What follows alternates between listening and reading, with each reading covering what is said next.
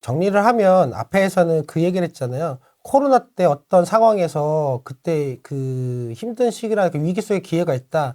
이 근래에도 위기 속에 기회가 있다라고 얘기를 말씀드렸고, 예. 이것도 코로나 때 매입을 했던 건데, 거기에다가 이제 저 같은 경우는 저의 투자 기준 중에 한 가지가 더 있는데, 투자 아이디어에 대한 추가가 있어요. 네. 남들과 조금 다른 거를 한 가지 더, 아니면은 남들보다 좀 더 수익을 그 최적화하거나 극대화할 수 있는 방법 중에 하나가 분할 및 합병인데, 그러한 부분은 이제 제가 강의 때는 시간이 없다 보니까 이 부분은 당연히 많은 분들이 이해하실 것 같아서 한 5분에서 10분 정도만 하려 하고 넘어가는데, 네. 많은 분들이 이걸 궁금해 하시더라고요. 저는 제가 생각할 때는 어렵지가 않고 그냥 하면 되는 건데 뭔가 어렵다라고 생각을 하셔서 오늘 이제 원래 나중에 강의로 얘기할 내용인데 그냥 여기서 한번 말씀을 드리려고요. 투자 아이디어 추가 중에 여러 가지가 있겠지만 분할하고 합병을 하는 이유에 대해서, 그래서 이거는 아예 물건을, 이거는 제가 다 매매한 거니까 제가 많이 그 있는 데가 부천이잖아요. 여기 신준동역이고 네. 여기가 12차선 대로변이에요. 네. 여기가 뭐더라, 송내대로인가 이렇고,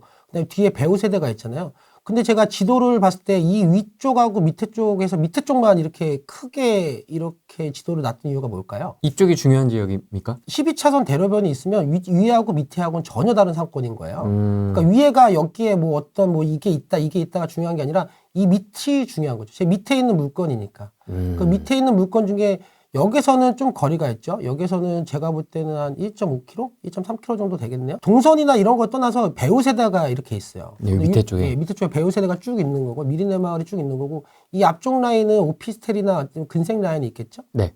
그 뒷부분에는 아마 먹자 라인이 있을 거고. 맞습니다. 뭐 상권에 대해서는 뭐 크게 뭐 얘기할 건 아니니까 이 위치가 이렇다. 뭐 대충 여기 찍으시면 등기부 떠보시면 다 아실 거니까 일부러 이거 여기 찍어놓은 거니까 한번 찾아보시고요. 네. 물건은 사진이 이 코너에 있는, 아까 여기에서 이렇게 들어오는 이 코너에 있는 거였어요. 예. 7층. 예. 근데 이거를 이제 제가 오늘은 이제 정확하게 처음부터 차근차근 설명드리려고 하는데, 보통 그런 거잖아요. 많은 분들이 어떤 물건을 사라, 어떤 지역이 좋다, 어떤 동선이 좋고 어떤 거다, 이거를 많은 분들이 말씀하시는데 전 다 맞다라고 생각이 들어요. 근데 거기에서 실제적으로 많은 분들이 얘기 안 하는 부분, 자기 물건을 오픈하면서 내가 왜 이 물건을 샀는지, 그 다음에 물건을 사서 어떻게 했는지, 그 다음에 어떻게 팔아서 어떻게까지 했는지를 많이 말씀하시는 분이 없어서, 그냥 제가 예전에도 저는 이제 다 강의 때는 오픈합니다 했는데 지금 그때 하던 식으로 말씀을 드릴 거예요. 네. 제가 그 아까 뭐 앞에 부분에서 지도에서 뭐 여기가 근생 라인이고 뭐 이런 부분이고 동선이 어떻고 이런 부분은 다 아세요.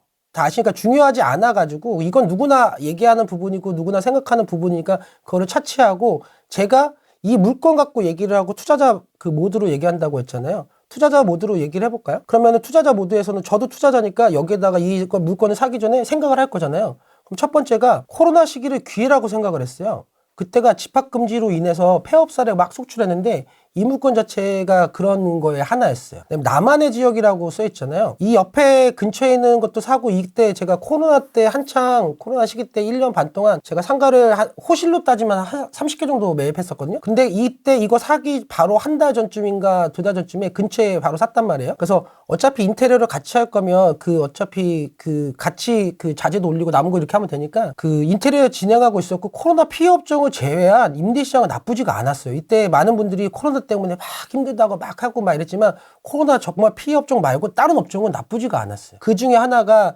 저는 여러 가지를 생각했지만 여기에다가는 사무실을 생각했던 거고요. 네. 그 다음에 아까 제가 착한 눈빛을 잘한다고 했잖아요. 그래서 다수의 졸업자, 부동산 사장님이 있었고, 다수의 졸업자라고 하면 여기 이제 관리단 쪽에 관리업체 일하시는 분들이든 인테리어에 관련된 분들이든 뭐 이런 분들도 많이 알고 있겠죠. 예. 그리고 이 물건은 이게 가장 포인트였는데, 분할로 일부 매도 또는 단기 매도 차익을 목표로 했어요. 이 근처에 어떤 임대를 채웠는데 그때 보증금을 조금 높이 받는 물건이 있어요. 그 보증금으로 이 물건을 하나 더 사자. 지금 코로나가 기회다. 지금이 그 기회라고 생각을 해서 그때 그 보증금 받은 거를 가지고, 이 물건은 그 상가에서 단기 투자라고 하면 저는 1년에서 2년 이내를 단기 투자라고 하는데, 이거를 처음부터 분할로 일부 또는 단기 매도 차익을 목표로 했다.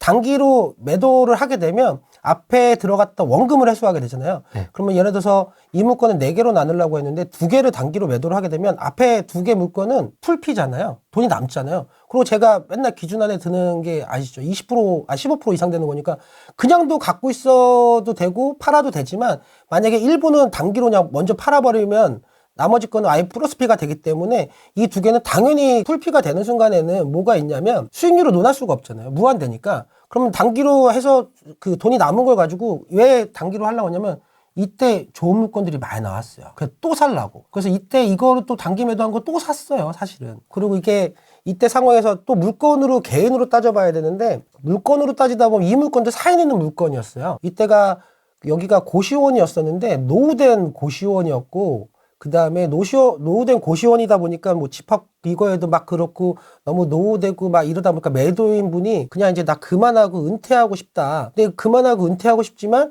이분이 이제 고시원을 안 하려고 하고 리모델링을 하려고 하면 철거를 하고 다시 리모델링해서 임대를 내야 되는데 아 나는 그게 싫고 그냥 나는 그냥 여기서 오랫동안 했으니까 나는 이거는 그냥 팔고 은퇴하겠다라는 그런 사연이 있던 물건이었어요. 그렇게 이제 다 처음부터 이제 기획을 한 거죠. 코로나라는 위기에서 기회가 있다. 그다음에 나만의 지역이고 처음부터 분할로 일부 또는 매도해서 일부 매도 또는 단기 매도 차익을 목표로 했고 그다음에 사연 있는 것도 확인했고 제 최종적으로 내가 원하는 기대 수익률을 충족한다는 거를 미리 여러 가지 아까 앞에 보였던 거 시뮬레이션을 다 돌렸거든요. 네. 매매까지. 그래서 사는 거부터 수익률부터 해서 매매까지 돌렸어요. 그러다 보니까 이게 뭐 생각하는 시간은 하루 이틀밖에 하루 정도밖에 안 됐고 곧장 매입을 했던 겁니다. 그래서 이게 물건을 투자하게 된 이유가 이건 거고요. 근데 여기서 이 물건의 포인트이고 많은 사람들이 제일 궁금해하는 부분이 이렇게 상가를 분할을 하는 게 저는 어떤 분이 뭐 그런 얘기를 하더라고요. 상가를 뭐 분할해서 매각하고 분할해서 임대 주고 했던 어떤 분이 자기가 원조다, 뭐 최초 뭐 이렇다라고 하는데 세상에 투자는 원조가 없어요. 뭐 전세제도가 있었을 때로 생각한다고 보면 그것도 갭 투자한 거잖아요. 그러면은 4, 50년 전에 갭 투자했던 사람이 원조인데 어떤 누군가가 먼저 갭 투자 이거 없어요. 분할을 해서 팔고 합병해서 팔고 분할해서 임대 놓고 합병해서 임대 놓고 막 이런 부분 같은 경우는 예전부터 있었던 거죠.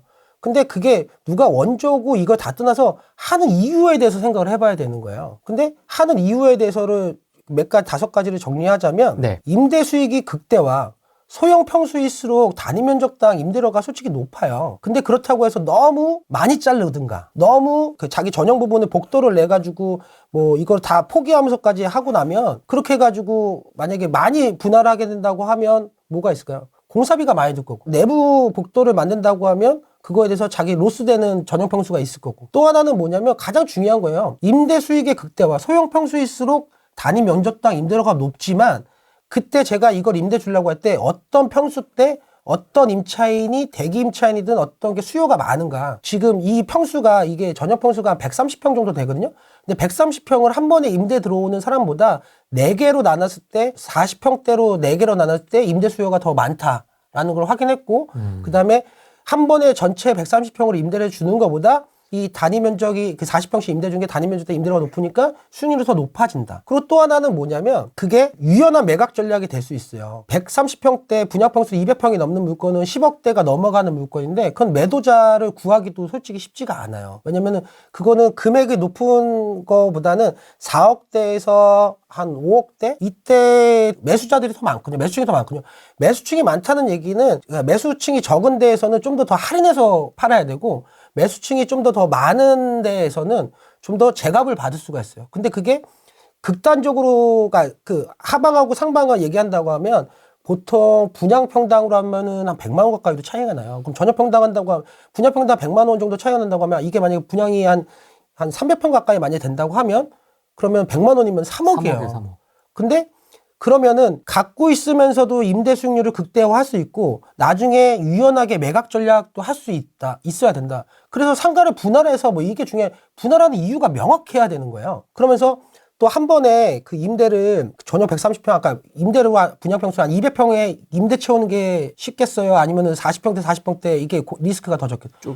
쪼개가지고 40평대를 2개 정도 임대를 채우고 나면 나머지 거는 좀 늦게 채워줘도 대출이자라든가 이렇게 마이너스는 안 될 수 있잖아요. 그러면 보유하면서 좀 더 이렇게 안정적으로 공시 리스크를 분산할 수도 있고요. 그 다음에 또 큰 평수에 들어오는 사람들은 자기만의 입맛이 또 있고 그다음에 그 사람들은 또 임대료를 좀 더 깎아줘야 돼요. 그럼 이게 보통은 한 분양 평당 한다고 하면 20만 원에서 50만 원 가까이 차이 나거든요. 그럼 그만큼 임대료 또 적게 받을 수 있는 거니까. 그리고 또 하나가 뭐냐면 그 크게 임대를 들어가 있는 사람이 나가면 전체가 공실해진 거잖아요. 빵 되는 빵. 그러니까 그 자산 가치에 상승하고 유연한 매각 전략부터 유연한 임대 전략, 그 다음에 거기에다가 임대 수익 극대화할 수 있는 방법, 이런 것 때문에 상가를 분할하는 것 뿐이에요. 그냥 상가 분할하면 무조건 좋더라. 근데 여기다 또 하나를 더 추가한다고 하면 또 뭐가 있냐면 많이 쪼개고 많이 나눌수록 공사비는 인테리어비는 더 들어가는 거예요. 네. 그래서 너무 많이 해도 안 되고 적정한 인테리어 비용이 들어가면서 그 임대 수익을 극대화할 수 있고, 그 다음에 공실 리스크 뭐 일부분만 차도 되니까, 그 다음에 자산 가치에 상승하고 유연한 매각 전략, 아까 말씀드렸던 매각 전략, 그 다음에 공간 활용을 더 향상시킬 수가 있어요. 분할하고 합병을 해야 되니까 어떤 사람은 하나로만 준다고 하면 130평 임차인만 딱 받을 수 있겠지만, 어떤 사람은 40평씩 예를 들어 4개가 있다. 그럼 80평 필요한 사람한테는 그냥 80평 쓰게 하고 또 40평 나누고 이렇게 왔다 갔다 할 수 있는 거잖아요. 그러니까 공간 활용도 하고 그 유연하게 임대든 매매든 할 수 있는 거고, 그다음 분할 합병을 통한 시장, 그러니까 지금 방금 얘기했던 분할도 하고 합병도 이렇게 왔다 갔다 하면은 좀 더 시장이 변해서 대형 평수에 지금 소형 평수가 많이 그쪽 편에 공급이 됐으면 대형 평수가 부족해질 수 있잖아요. 그럼 대형 평수 공급이 그 수요가 딱 있으면 그거를 합병을 해서 아니면 터가지고 이렇게 줄 수도 있고 그렇죠, 하다 보니까 그러니까 상가를 분할하는 게 꼭 하나의 뭐 이거의 뭐 어떤 스킬이 아니라 처음부터 상가를 분할하려고 할 때 이 이유가 명확해야 되는 거예요. 근데 이런 생각을 갖고 상가를 분할하고 있는데 사람들은 이거까지는 알겠다. 그럼 실무적으로는 어떻게 하는 거냐라는 거를 강의 때는 시간도 없고 그래서 많이 얘기 안 했는데, 저는 어렵지 않다고 해서 그냥 네이버에 치면 나올 거라고 생각을 했는데 많은 분들이 질문하시고 궁금해 하시니까 그걸 한번 얘기를 드려볼게요. 분할을 할 때 뭘 고려해야 되는지. 분할이 안 되는 것도 있어요. 아까 제가 얘기 드렸던 것처럼 너무 많이 분할하려고 하든 어떤 이게 안 나와가지고 안에 내부 복도를 만드는 순간부터는 내 전용을 빼주는 거기 때문에 결국은 나중에 값어치 떨어질 수도 있기 때문에 그게 로스되는 부분이 또 많아도 안 되고, 제일 중요한 거는 내력 기둥이라든가 내력병을 위치를 바꿀 수가 없잖아요. 네. 그걸 부실 수는 없으니까. 그래서 제일 중요한 게 내력벽하고 기둥의 위치가 첫 번째로 중요하고요. 네. 그 다음에 아까 말씀드렸다시피 그 임대 부분의 손실을 최소화해야 돼요. 내부 복도가 만약에 로스되는 게 10평이 넘는다. 그러면 의미가 없어요. 그리고 세 번째가 공용 부분에 법적 지향이 있는데 소방 및 장애인 시설, 그러니까 예를 들어서 피난 계단이 있는데 거기를 막거나 이렇게 하면 또 안 되고, 이런 부분이 있어요. 근데 그거 같은 경우는 내가 만약에 잘 모르겠다 그러면 물어보면 됩니다. 근데 가장 그 단순하게 생각하게 되면 비상 계단 을 막으면 안 돼요. 그 다음에 이제 이거 나눠야 되니까 상가를 분할할 때 관리단에서 예를 들어서 처음에는 한 개 호실이잖아요. 한 개 호실인데 이걸 만약에 4개 호실로 분할을 했다. 그러면 4개 호실이 늘어나는 거잖아요. 네. 그렇게 되면은 관리단에서는 어떻게 할까요? 별로 좋아하진 않겠죠. 근데 관리단과 협의를 잘하면 돼요. 각각 계량기라든가 이런 거 다 미리 달아놓으면 평수라든가 이거는 나중에 건축물대장 다 바꾸니까 거기서 이렇게 다 제가 친절하게 다 알려드리면 됩니다. 근데 이거는 당연히 착한 눈빛으로 합의하면 돼요. 합의가 안 되면 어떡해요? 합의 안 되면은 얘기할 말은 많은데 합의됩니다. 아. 왜냐면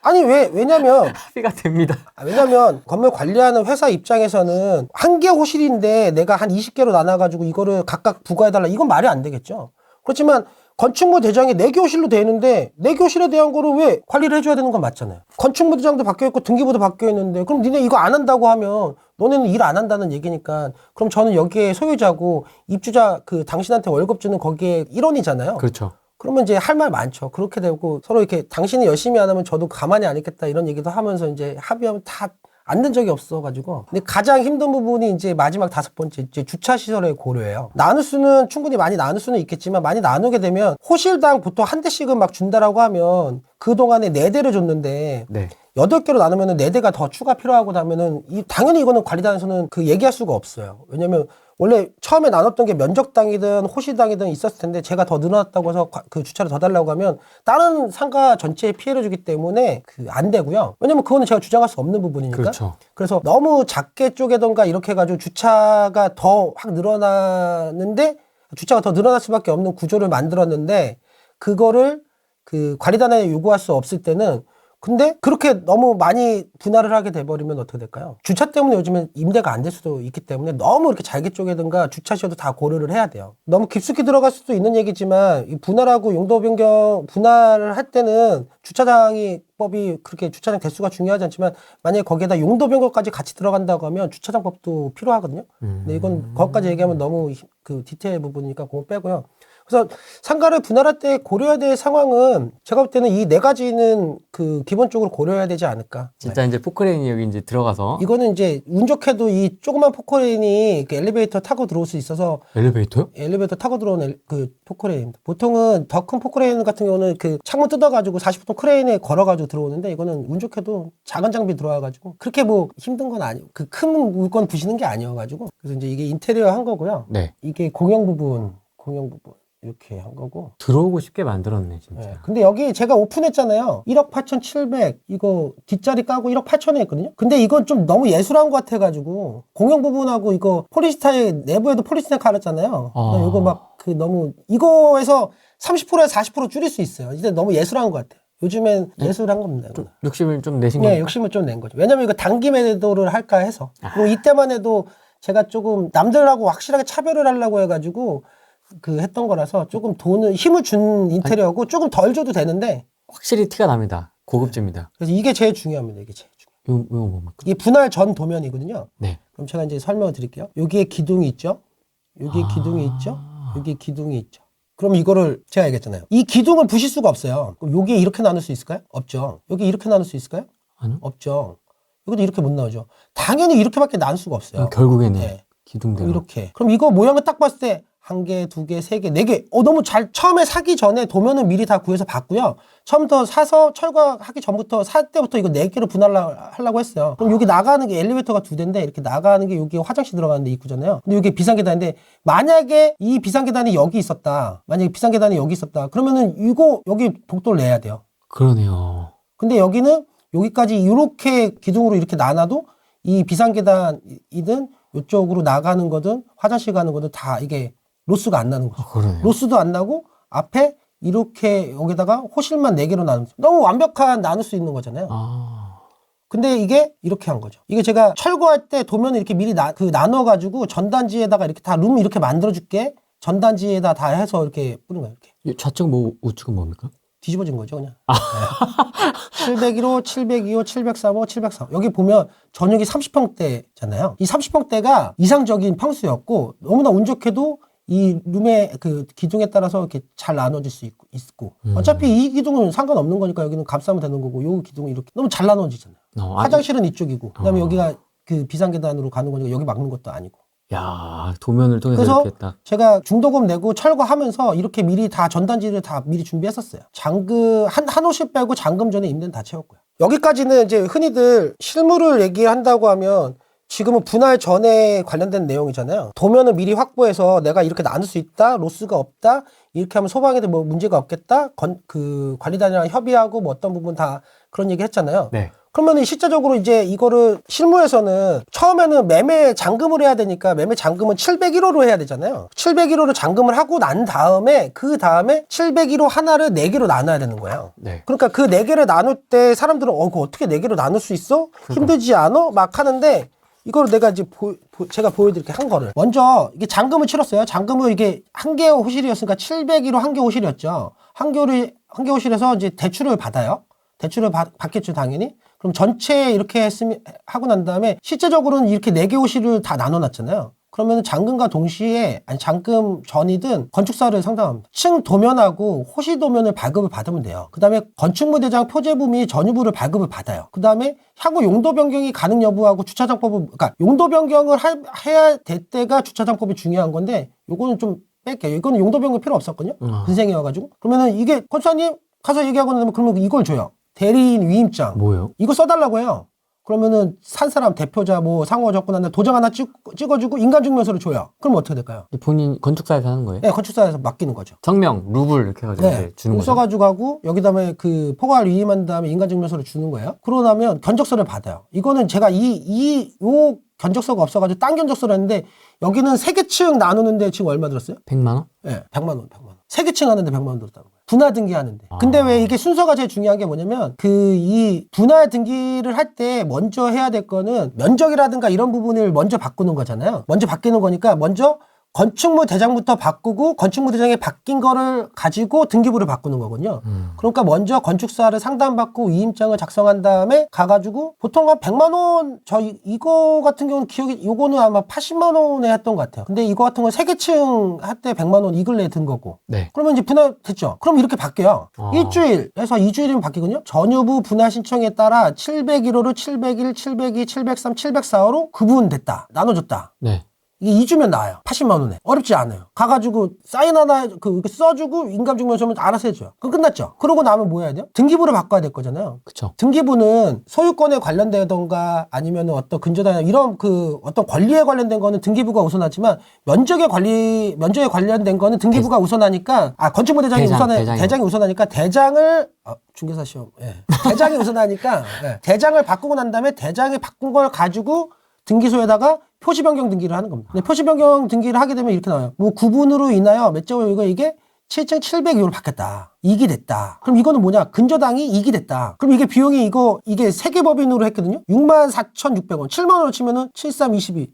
20만 원 밖에 안 들어요. 표시 변경 등기 이거 법무사 시킨 거거든요. 어렵지 않잖아요. 처음에 이 도면을 보고 이렇게 그걸 미리 계획을 세웠다. 근데 이렇게 계획을 세우고 난 다음에 많은 분들이 실무에서 뭐 분할 등기하는데 어렵지 않아요. 그다음 등기 바꾸는데 어렵지 않아요. 어렵지 않아요. 돈도 비용도 아까 그래서 비용 내역서 오픈한 게 뭐냐면 이거 4개로 분할하고 등기부까지 바꾸는데 건축사하고 법무사 써가지고 하는데 100만 원 정도 든 것 같아요. 근데 이거는 진짜 한번 하는 게 어려운데 한번 해보면 네. 엄청 쉬워요. 계속 이제 네. 똑같이 하면 되니까. 똑같이 하면 되니까. 그래서 제가 한 거를 그냥 오픈하고 다 하는 이유가 뭐냐면 하고 난 다음에 이거 보고 따라 하시면 되잖아요. 물론 거기에서 만약에 용도 변경이 돼 있던가 아니면 좀 더 이렇게 내부 공간에 내부 복도를 만들어야 된다든가 아니면 어떤 소박이라든가 이렇게 걸렸으면 좀 복잡하겠지만 그런 부분은 먼저 내가 계약한 게 있고 난 다음에 그 다음에 건축사한테 물어보면 돼요. 소방이나 이런 건 어떻게 확인해요? 건축사가 확인해 주는 거예요? 네, 확인해 줘요. 뭐가 더 필요할 수 있다. 아. 그러면은 분할 등기하는데 아까 뭐 80만 원이다 하면 거기에서 뭔가 이렇게 들어가서 추가되는 비용이 있으면 실비 추가된다라고 적거든요. 근데 이거 같은 경우는 뭐 추가되는 비용이 없었으니까 그냥 80만 원에 그냥 한 거. 그냥 처음부터 그래서 이 원도면이 제일 중요해요. 원도면을 딱 봐서 이거 보는 순간에 딱 보는 순간에 어떤 생각을 했을까요? 저는 아까 할 수 있겠다? 4개로 나눠가지고 단기든 일부 팔아야겠다. 그러니까 처음 살 때부터 얼마에 사서 어떻게 임대료 줘서 얼마에 임대 줄 건지 몇 평 이거 다 미리 생각했던 거예요. 그래서 이게 처음부터 투자 이유에 대해 생각을 하고 평소에 맨날 생각했던 거니까 그 다음에 이 상가 분할을 생각을 미리 다 해놓고 처음부터 투자 물건에 대해 이유로 다 맨날 생각했던 거니까 생각하고 그 다음에 투자 분할하는 거 하고 그 다음에 상가 분할 시 고려할 상황을 다 고려했는데 도면을 보는 순간에 이거 해야겠다. 그러면서 이제 여기 임대가는 미리 제가 철거하고 때 이렇게 임대 이렇게 하는데 곧장 매매도 같이 내놨어요. 그러니까 처음에 한 번이 힘든데 한 번 해보면 그러니까 솔직히 한 번 해보면 그 다음부터는 개별성에서 어렵다 쉽다만 있는 거지. 이런 물건은 한번 배워놓으시면 나중에 계속 하면 되잖아요. 그래서 잘 되셔가지고 잘 되면 저 소주 한 잔 사주시는 걸로.